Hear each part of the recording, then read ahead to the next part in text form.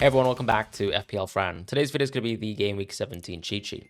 The cheat sheet series is one where we look at the upcoming fixture run, my understanding of minutes of players, my understanding of tactics, and sort of managerial insights that I can sort of input, splice together to basically create a cheat sheet for FPL. So from a Game Week 17 perspective, I think the sort of macro developments here are people are trying to still invest in Triple City if they haven't done so already, reconsidering the Arsenal pick maybe for next week, also sort of holding off or going already for the Liverpool pick like in Ekitike this week and restructuring the team. It's also a pretty convenient week, I think, to sort of move for some short-term punts because Bournemouth versus Burnley is such an appetizing game, or holding off on those transfers so that you can move out of the Bournemouth picks coming out of this game week and potentially sort of reinvesting that into, let's say, United picks in game week 19 or Everton picks in game week 18. For this week within the midfield position, I think the key thing sort of underlying most of the developments is that actually a lot of the budget midfielders to me have sort of risen in my estimation. I think a lot of them are super valuable in the game. And that's simply because I think at the forward position, you're starting to see even, for example, someone like Thiago, I think is, fallible as a pick. If you've suddenly moved into a structure where you're pivoting out of a Waltemad into a Gu, it still makes sense, I think, to have a pretty deep defense and then also to have, let's say, a strong midfield that may be anchored by a fifth midfielder who is at that sort of 5 X price point or maybe, sub 5. On top of that, I would say a lot of the expected points models have already sort of pushed towards that direction, right? So, for example, players like Weaver are extremely highly rated, and you can actually see that within the points projections in Fantasy Football Hub. So if you look at the link in description below, you'll find the ability to get suggested transfers for your own team and take advantage as well of a Christmas offer right now, which is if you use the sort of pro tools available to you and you subscribe now, you can actually get one free year off of your membership if by January, I think the 6th or the 7th, you don't get a rank rise from the rank that you have right now. So take a look at that offer, have a look at the link in description, and let's just jump back into the cheat sheet. So Weaver, as I said, gets a rise. There's 4 yellow cards on Weaver, and I think that's always going to be an asterisk, but since he is a fifth mid, I think he's quite strong. This is a good Brighton fixture. Clearly, with Arsenal away in Game Week 18, you're looking at a player who's going to just need to be rotated around good fixtures, but his DEFCON numbers are disgustingly good. Part of it, I think, is that simply just positionally that allows him to get a lot of these sort of C-bit numbers that the defender would usually get, but he also gets the recoveries, which unfortunately most defenders and fullbacks actually get a lot of, but don't get credited for because they're classified as a defender of the game. So he's sort of been able to exploit being a defender and operationally getting recoveries as a fullback. So Weaver is very interesting. He's also got, a lot of actually open play numbers that I think maybe last week I was probably a bit too harsh on. I think the XAG seems pretty real at this point. The minutes also seem very real. The threat of someone like Veltman, for example, is no longer there. And I just think he's a very, very solid pick going forwards. But once again, he does need rotation and he will potentially ruin your day. Let's say if he gets a yellow, for example, versus Arsenal, which is very likely to suddenly then miss out in a game like Game Week 19. In the next position, in the 5.x tier, I've given Anderson a drop. I think that's simply because the fixture run is starting to get pretty mediocre for this Nottingham Forest team. Obviously, they just completely battered Tottenham. Another thing, too, is his underlying numbers have not really trickled up too much, although some of the injuries within that squad could allow him to play in more advanced positions, and that could be a bit better. But I just think when you compare to the rest of the field, yes, maybe he has slightly better numbers compared to, let's say, a Granit Xhaka when it comes to the C-Brit numbers, but that's about it, really, that he has going for him. In the next tier, we've got Wilson, another set-piece taker. And I think the key thing here, or key theme, is that if you're a set-piece taker, you're just adding so much value in 25-26, right? So many goals are being scored from set pieces. You can score directly from set pieces like Tavernier has, or you can get an assist like Smith Rowe was able to give Wilson when I guess Hartman decided to not defend the near post for whatever reason. So yes, the Burnley game is gone, but I think the key thing with the Fulham AFCON players leaving and Wilson playing so well is that he's the most important player for this team right now in the interim. And that means his minutes have also definitely ticked up. So I like the fact that he played 88 minutes versus Burnley. That's actually probably the highest minutes that he's played recently. And when he was sort of in that range of being, let's say, a 70, 75-minute sub, that's obviously not ideal. But now you're almost in a situation where he's going to be a great pick because he just has the minutes backing that up. So I think even whilst the Fulham fixture run is going to end after this game week, or not this game week, but rather the game week after this. So let's say West Ham away in game week 18, you can still benefit from Harry Wilson very much so after that game week, just because he's such a consistent pick. So a lot of the picks in this game, like a Lafay, like a Dewsbury Hall, if he's available, but I don't think he is. I'm expecting him to have a hamstring injury, which will keep him out for a while. But these types of players have provided so much value this season already, just simply because they're very consistent options, and I think their routes towards points are probably not as impacted by a good fixture versus a bad fixture. Although, having said, of course, the Burnley fixture is the one you want, and that is gone now. However, it is there for Tavernier. So whilst I think he's going to give you a problem because he doesn't always manage minutes perfectly, so he can be prone to, let's say, that midweek rest and rotation, the true value of Tavernier, I think, is if you, let's say, own Dewsbury Hall and you just need someone for this week alone, and maybe you don't really need them post Brentford away, then maybe Tavernier has some good value here. Really good underlying stats, potential pen share, set pieces, and plays for a Bournemouth team which tends to allow some of their sort of midfielders to get some DEFCON numbers occasionally, but that's very, very limited and not why you'd want to buy him. Simply put, Burnley at home is just such a good game. He definitely deserves a rise in that context as a short-term transfer. With Yeremy Pino, what I would probably say is his numbers have actually been super surprising. So he's played more and more minutes. As I sort of mentioned a couple of weeks ago when I made him a green pick, I felt pretty comfortable that the minutes were going to come. And now that the minutes are here, the underlying stats are still being supported. So if you see and compare him to, let's say, any of the players, even in tiers above, outside of, let's say, Ryan Cherky, his numbers hold up more than well. And the fixture run for Palace, I think from an attacking point of view, is actually still quite good. Now that we've watched enough of Tottenham and Fulham, I think those are good games. Even Leeds away, I think that's probably the tougher fixture compared to, let's say, Tottenham at home and Fulham at home. So the Crystal Palace run generally is quite good. I think because the attacking baselines for Palace are so strong, someone at 5.8, even though the fixtures get a little bit worse in a few game weeks' time, can't be too bad for someone like Yeremy Pino, who's operating at this sort of level with the numbers that he's had. So I just think he's still a great pick and actually going under the radar still. He just simply hasn't actually converted a lot of chances, which also means that people have not bandwagoned over him as a pick. But I think expectation-wise, if it makes sense for your team to have someone like Yeremy Pino as your fifth mid, or even someone who just plays perpetually for you because you like the Palace fixtures, I think he's actually very solid. Ryan Cherky is a huge new addition towards the cheat sheet here in that tier of the 6.5s and above. To me, he is a standout option in the game right now. If you're not invested into, let's say, Triple City via, let's say, one defender plus Foden plus Haaland, or you, let's say, own Reinders, I just think that the pivot is right there to be able to move away from someone like Reinders.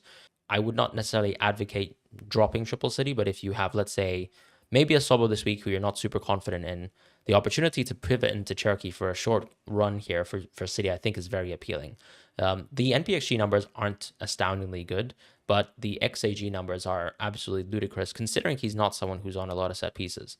Foden has most of them, and his open play numbers are just bonkers. And I just think he clearly passes the eye test as well. And the minutes look like they're there because it's very clear with Doku being out that Foden kind of has to play that sort of left wide role at times, which he's not, in love with. That means more minutes from Bernardo and Savinho, but they're not really necessary, I think, to sort of take minutes away from Cherky. It's only really Savinho because I think Bernardo tends to also lose a lot of the minutes, I guess, in contest with Reinders at times. And they could all play, to be fair, and Savinho can just be benched. So there's not much depth around with Marmoush being out, and I just think that just makes Cherky a great pick. The fact that he actually played the three fixtures in a row as a starter versus Sunderland, versus Real Madrid, versus Crystal Palace, and played 90 minutes versus Crystal Palace, I think is a huge sign for what you can expect for the minutes to come.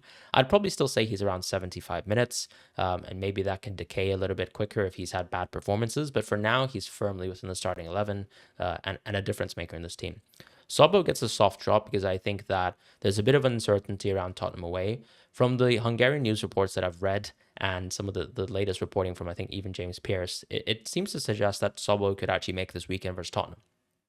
So The only reason why I'm really dropping him is because maybe you could see reduced minutes in Gaming 17. And then there's also, I think, the knock-on impact of the Joe Gomez injury, reducing the amount of right backs that Liverpool have at their disposal, meaning that maybe there's going to be situations where someone like Connor Bradley, will not play a full 90. Sobo has to suddenly deputize a little bit more at right back. And that clearly hurt Sobo, as you could see within the previous match, where he suddenly just slotted back into the right back position. I do think, though, Liverpool's fixture run, as we all know from Game Week 18, is astoundingly good. So to me, he's a great pick. But I do think he has a soft drop here because this could be a game week to sort of angle moving out of him. Or even you can still conjecture that, let's say, over the next fixture run, maybe he has to play a little bit more right back. And that's going to be a bit of a dampener for expectations for attacking returns. And you can see that already where, unfortunately, the underlying stats that he's had this season are probably the worst that he's had in his career so far. But the NEFCON numbers are pretty good, although it feels like also anecdotally with the 4 yellow card situation, since then he's not hit CBIT at all, or CBRIT rather, and I think part of that is maybe because he's also not trying to engage in way too many duels that would eventually lead to him getting a yellow card. I could be wrong about this, but that's something that I feel like I'm seeing on the pitch. I, as an owner, I'm probably going to keep him, and I want him to play versus Wolves at home. After that, I think we can reconsider, especially with the yellow cards kind of forcing your hand. Enzo gets a soft drop. Part of this, I think, is the numbers are starting to drop a little bit more. Part of this, I think, is Palmer coming back into the team, taking more min share away. It doesn't seem like Palmer is going to be that much of a minutes monster at this moment in time. It's so clear that he's still struggling with this groin situation and that it's going to be managed, I think, throughout the entire of December and January. And I don't see that having a major impact on Enzo, which is why the only reason why Enzo is also getting a drop is because the Chelsea fixture run gets worse, right? We said Everton at home was a great game. It ended up being a great game, but I think the fixtures will get worse from here. Bournemouth at home, however, still a pretty good game in the distance in Game Week 19. It is a bit sad that I think that Chelsea's fixtures are kind of up and down. So 17 and 20 kind of, are sandwiched by 2 great games, but does it make sense to sort of reinvest into Chelsea, or would you not rather divest out of someone like an Enzo and then move into Semenyo? That could probably make a bit more sense. Sade's a rise, Cunha's a rise. These are both players who are just on good runs, generally speaking. From the Brentford sense, I think the next 3 games are fantastic. From Cunha's sense, Aston Villa away is a tough game, but after that, I think you've got really good fixtures, and actually his underlying stats do really hold up very well versus the rest of the field. And his minutes should also hold up now, because the key thing with Cunha previously was the minutes weren't perfect. And even though there's a lot of players coming back, I think the players going out just mean that Cunha should be the nailed player within the United team alongside Bruno. And I wouldn't be too worried about his minutes, as I don't think Sesko or Mount for 90 minutes is a major threat, just because of Mount's personal situation with his inability, I guess, to play as many minutes of football as other players like Cunha. For Gordon, he's a new option that's been added to the cheat sheet. I think recently his minutes have actually really improved. We're no longer starting to see situations where it might be the case that he's actually benched for a match, but we can clearly fall back into that situation where he sort of becomes a trap because of that. But I think generally speaking, Newcastle's run is decent. I wouldn't say their attack have been that good. Clearly, the Sunderland performance is another sort of reminder of that. But he does have pens, and as you can see with him starting a lot, that also takes a lot of value away from Waltemart. And he's gotten a lot of points in recent weeks because he's the penalty taker of the team.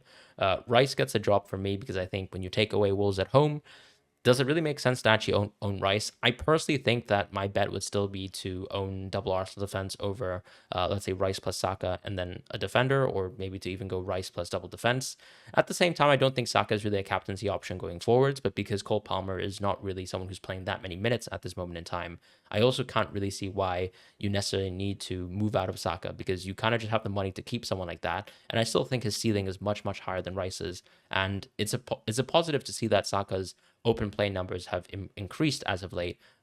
Meanwhile, Rice has sort of maintained a steady diet of the numbers that he's had, which are more akin towards the numbers that we can see from those sort of 5-point X type midfielders, like a Dewsbury Hall, for example, worse than a Wilson, even worse than a Tavernier in terms of NPX per 90. More so kind of like a stack, where he's got set piece share, which gives him XAG per 90, and will eventually, of course, or occasionally be involved in situations where he will take shots. And of course, he scored a couple of goals this season as a result. With Bruno G, I feel like that's a similar case too. He doesn't have massive XAG, so clearly he's one of the few midfielders here who the numbers aren't great for XAG, but he has become a massive goal threat this season, whether it's massive chances or scoring from corners. I still think though that he kind of reminds me still of kind of a Caicedo, if I can be completely honest, in terms of the value of him as a pick. So I think at this sort of price point, I think he's a bit overpriced. Neto and Rogers have been added to the cheat sheet. I think both of them undeniably have had really good seasons so far. A little bit of overperformance, 100%. And I think you can see that with the underlying stats specifically of Rogers. And Neto has had a pretty solid season, but still worse numbers than, for example, someone like Enzo. He's had 5 goals, 3 assists versus Enzo's 4 and 1.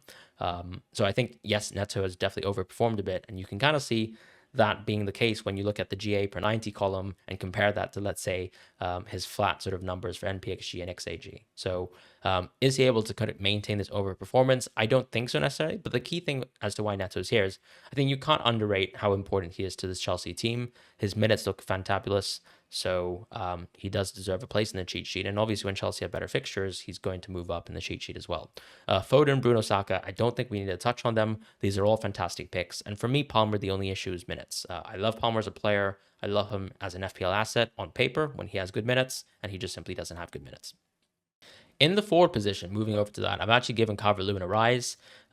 His underlying stats are fantastic. If you actually watch the What We've Learned video that I'm going to shout out this week, which I created to give a little bit of recap for the space and to give a little bit of breathing room for people to kind of think about the game with a little bit more of a macro lens at this point in time, when you're actually going to be actually in the thick of it in this December and January period. But Calvert-Lewin really stuck out as a forward who actually has the minutes, has the underlying stats. Sure, he has the historical record of being a poor finisher, but once again, if you have good underlying stats, you will still eventually get goals. It doesn't matter how bad of a finisher you are. It doesn't mean you're incapable of finishing. So as long as you're in those positions, you will score. And he's been able to do that recently. Part of that too is he's been on pens with Nemeka being out. That can change depending on what Nemeka's minutes are coming back. So we'll see what happens going forwards. But Calvert-Lewin for me is still a top pick just because he has value at the 5.7 price point. I still think some of the midfielders in my mind are probably a little bit better, like some of the 4.9s, 5.x's. They're likely to get massive hauls. Calvert-Lewin's obviously on a massive hot streak, which is why he's got a lot of points as of late, but I don't know if I can say that that's sustainable in terms of the 1 goal per game. Raul gets a drop for me because I just haven't liked what I've seen from him so far. It's a bit sad that with Muniz being out that he still hasn't been able to sort of play full minutes. And I think the issue will really kind of come home to roost when actually you have midweek fixtures coming up very, very soon for this Fulham team. And he's not going to be able to sort of keep up with the level of the demand of those games. So to me, he gets a drop. Would I keep him for Nottingham Forest at home and West Ham away? Absolutely, I would. But I just think as a medium to long-term pick, I've got no faith in him. Kind of similar to Welbeck, to be honest, but Welbeck just has slightly better underlying stats too that I think I'd have a little bit more faith over. As far as the next tier, I still have Thiago top, but Thiago, it is worth pointing out that his NPXG numbers aren't very good. In fact, they're actually pretty mediocre, but the key thing that separates him from some of the other forwards that are in lower tiers is he is a 95-minute player. So him and Bowen kind of suffer from the same thing where I think when you look at, let's say, just these per 90 numbers, it is easy to say that they're bad, but the reality is Raul is not a 90-minute player. He probably plays on average like 75 to 78 minutes per game, even whilst Muniz is gone. With Welbeck, he's not even starting certain matches. With Barry, you're starting to see 65-minute subs.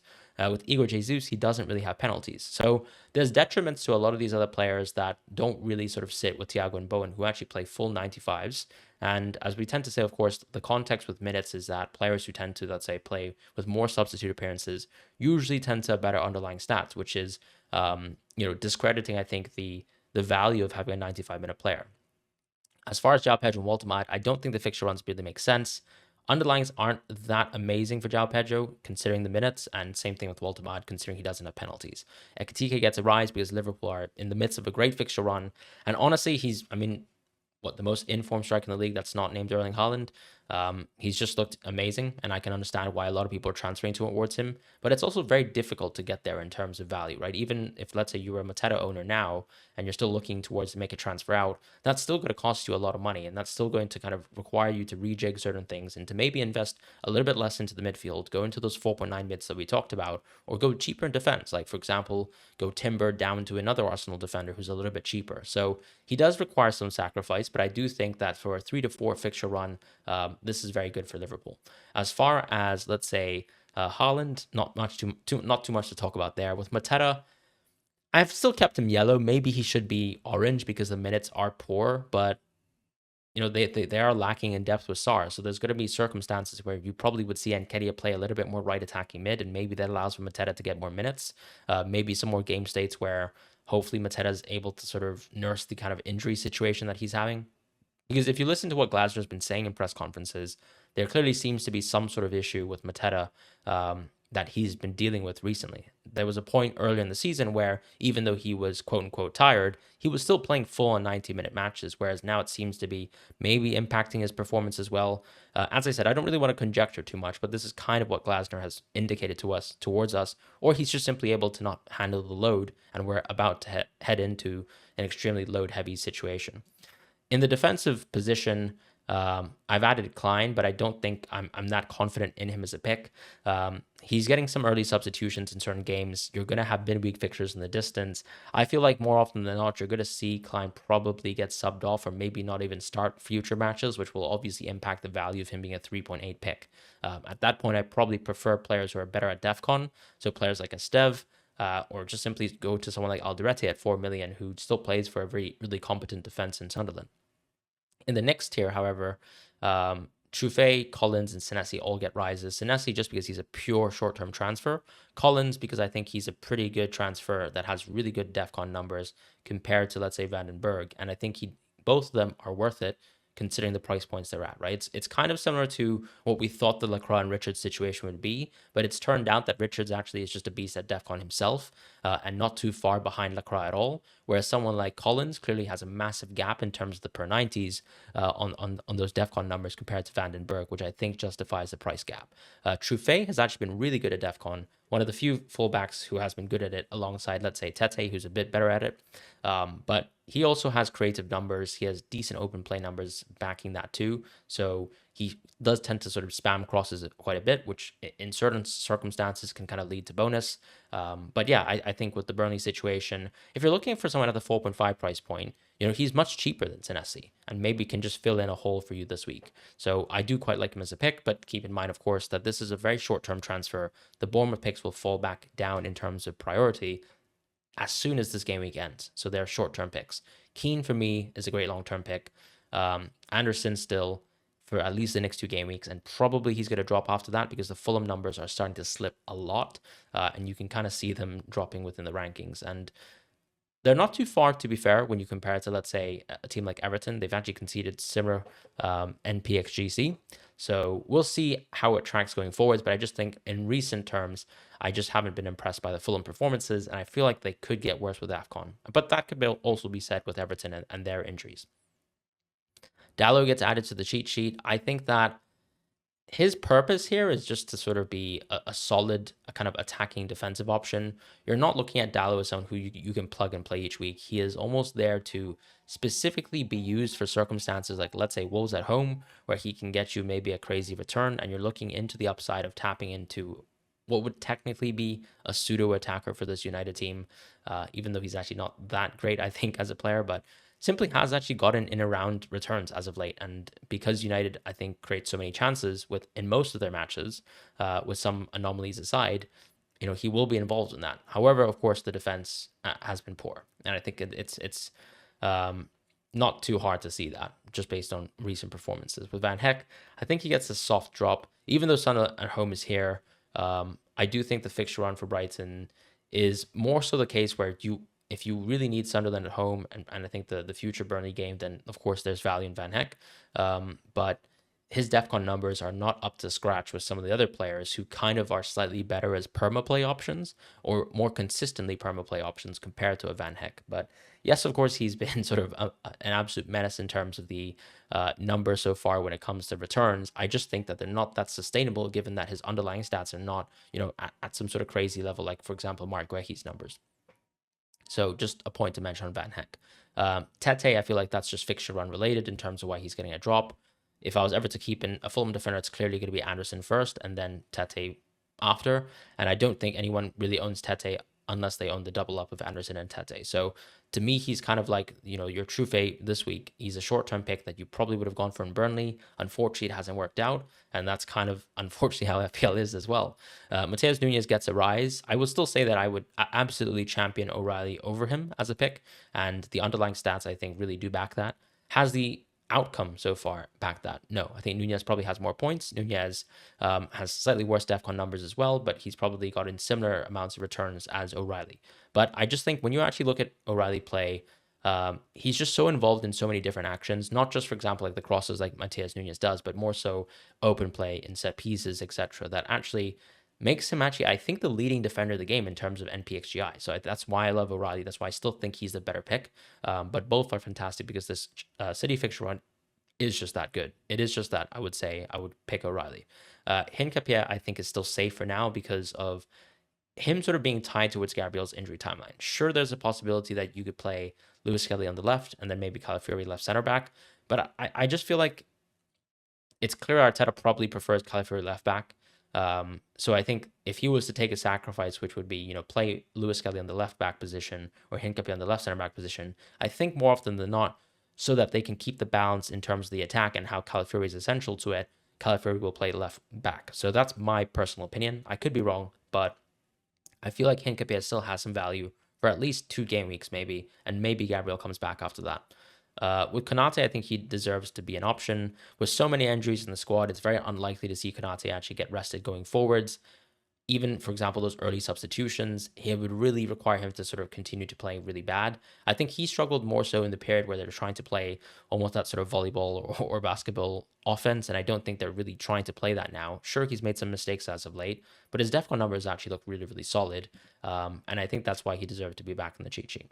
As far as the other players, I think Virgil deserves a rise because Liverpool's fixture run is still really strong. Their underlying stats from a defensive point of view has still been really solid. Calafiori, I think, is going to be nailed going forwards. That's my personal take. I would generally consider going for Calafiori. Even from, let's say, a Hincapie owner's point of view, I think I'd consider going Calafiori to maybe, bank in on someone that I think is just more nailed over this fixture run that could be cheaper than Gabriel when Gabriel returns. Or even as a downgrade, potentially from Timber. If you've invested into Timber recently, so let's say your selling value for Timber is not something like 6.2, 6.1, 6.3, it probably makes sense to actually consider, like, what can I do with the additional 0.6 million, or rather 0.8 million, between Timber and Calafiori. So that's something that I would just mention off the bat, because it's not like his underlying stats are too far away from Timber's, and I feel like his minutes will hold up within the Premier League matches, which clearly Arsenal are prioritizing at this moment in time. Guardiola also gets a rise, and that's fixture unrelated. He's become quite a big set piece threat recently, slightly better underlying stats compared to Mateus Nunes. Probably slightly better DEFCON numbers as well, even though actually the ironic part is that the averages for, let's say, O'Reilly and Nunez have been better for CBIT. But he's actually been getting CBIT in recent games. Part of that, I think, is because City's actually been put under pressure, and that obviously forces the center back in certain instances, to be more involved within matches. Whereas in certain games, like, they have too much control, like, for example, the Sunderland match, and suddenly you see no DEFCON. So it really just depends on the type of match. Crystal Palace is a good example where the center backs are more involved from a defensive point of view compared to, let's say, an O'Reilly and a Nunez on their sort of average basis. Saliba also gets added back to the cheat sheet because he's back from injury. So I think that's just an Arsenal defender who still really has value. To kind of put things into context, I mean, people will kind of look at this cheat sheet and think, okay, why is there still so much of a rating of an Arsenal defense when they've been shocking in terms of keeping clean sheets? The reality, I think, when you look at the XGC numbers, the XGC numbers, if you want to have a look at that yourself on the Up to Stats tool in Fantasy Football Hub, is that their underlying stats are still absolutely impressive, right? No other team in the league comes even close. Newcastle has come close, right, in terms of rankings, but nowhere near in terms of the baselines. They're probably conceding at least 0.3 to 0.4 XG worth of chances per match, more than, let's say, an Arsenal. And that gap is probably the largest that we've ever seen in the Premier League in recent years. So I just think that it still shows that Arsenal are incredible. And whilst Chelsea, for example, is a team that have done really well as of late and have decent defensive numbers, but actually the most clean sheets by far, I just think that if I was a betting man, as he said, and as I've said multiple times, I still probably back the Arsenal and Newcastle defense going forwards to be able to get, similar levels of clean sheets compared to Chelsea, if not more, in the context of Arsenal. So whilst it's nice to see who's gotten clean sheets so far, I don't think who's gotten clean sheets recently is a good indicator of future clean sheets. I'd still be the type of person who would bet on the underlying stats first than actually just purely looking at the clean sheets. And I think when you actually, let's say, look at studies of teams that got, let's say, clean sheet records or did really well in clean sheets, and you kind of extrapolate that against the next season, that's where you tend to see that actually it's very hard to predict clean sheets, generally speaking. If anything, more than likely, the kind of linearness to future clean sheets actually comes from previous year underlying stats in terms of things like XGC. So that's my sort of spiel on defense and why I still rate Arsenal defense. Goalkeeper wise, I think Rose, I've got to add him back. Apologies and condolences to him. I guess he's just a beast.